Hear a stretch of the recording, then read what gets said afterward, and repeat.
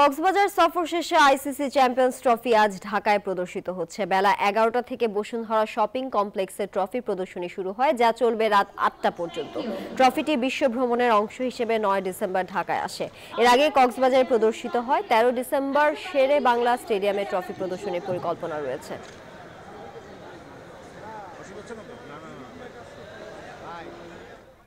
দর্শক, যেমনটা জানাচ্ছিলাম, রাজধানীর বসুন্ধরা শপিং কমপ্লেক্সে প্রদর্শন করা হচ্ছে আইসিসি চ্যাম্পিয়ন্স ট্রফি এবং সেই সাথে সবার জন্য উন্মুক্ত থাকবে রাত 8টা পর্যন্ত। সেখানে এই মুহূর্তে আছেন আমাদের সহকর্মী শুভ দেবনাথ, আমরা যুক্ত হচ্ছি তার সঙ্গে। শুভ, গতকাল কক্সবাজারে এই শিরোপা প্রদর্শন করা হয়েছে, আজ হচ্ছে ঢাকায়, দর্শনার্থীদের আগ্রহ কেমন দেখছেন?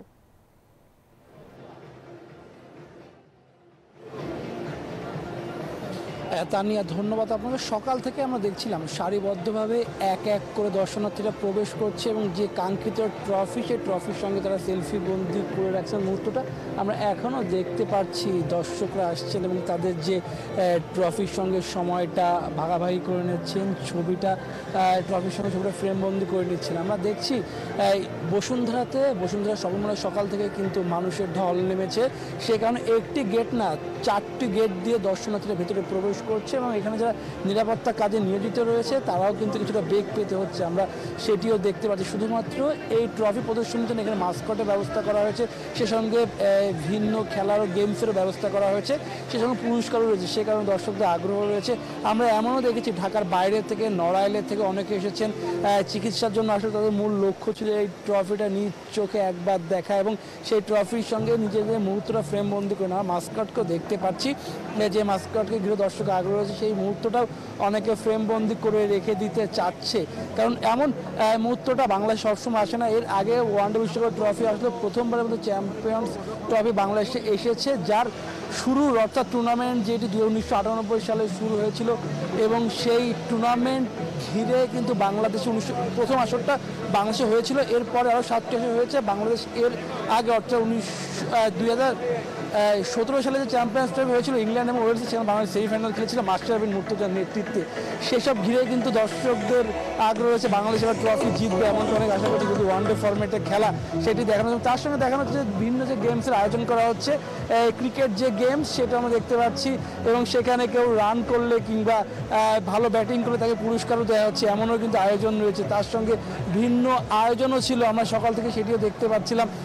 সব কিছু মিলে কিন্তু বলতে গেলে যে ট্রফির চ্যাম্পিয়ন্স ট্রফির যে উন্মাদনা এবং দর্শকদের মধ্যে যে আগ্রহ, সেটিও আমরা সকাল থেকেই দেখতে পাচ্ছি। এবং তার সঙ্গে আমরা এটাও দেখতে পাচ্ছি যে বাংলাদেশকে নিয়ে তারা আশা করছে যে সাকিব আল হাসান ফিরবেন, চ্যাম্পিয়ন্স ট্রফিতে খেলবেন, এসব তামিম ফিরবেন, এমন তারা আশা করছে এবং তার সঙ্গে বাংলাদেশ চ্যাম্পিয়ন্স ট্রফির শিরোপা জিতবে। যদিও এরই মধ্যে চূড়ান্তভাবে জানানো হয়নি যে চ্যাম্পিয়ন্স ট্রফি পাকিস্তান হবে না অন্য কোথাও হবে। আমরা দেখতে পাচ্ছি মুহূর্তে অনেকে সেলফি বন্দি করে রেখে দিতে চাচ্ছে, কারণ এমনটি ঘিরে দর্শকদের মধ্যে আগ্রহটা হওয়াটাই স্বাভাবিক। বসুন্ধরার মতো ব্যস্ততম একটি জায়গা, বসুন্ধরা শপিং মল, সেখানে দর্শকদের আনাগোনা থাকবে, সেখানে আমরা দেখছি দীর্ঘ লাইন আমরা দেখানোর চেষ্টা করছি, সেই দীর্ঘ লাইনও কিন্তু রয়েছে এবং দর্শকরাও আগ্রহ নিয়ে সে ট্রফির সঙ্গে নিজেদের মুহূর্তটা উপভোগ করে নিতে চাচ্ছে। আমরা একটু কথা বলতাম দর্শকদের সঙ্গে, কথা বলতাম যে ভাই কেমন লাগছে এখানে উপস্থিত হয়ে এবং ট্রফি দেখতে পাচ্ছেন নিশ্চয়ই? আলহামদুলিল্লাহ, অনেক ভালো লাগছে ট্রফি দেখতে পেয়ে। বসুন্ধরার এমন আয়োজনটা কিভাবে দেখছেন?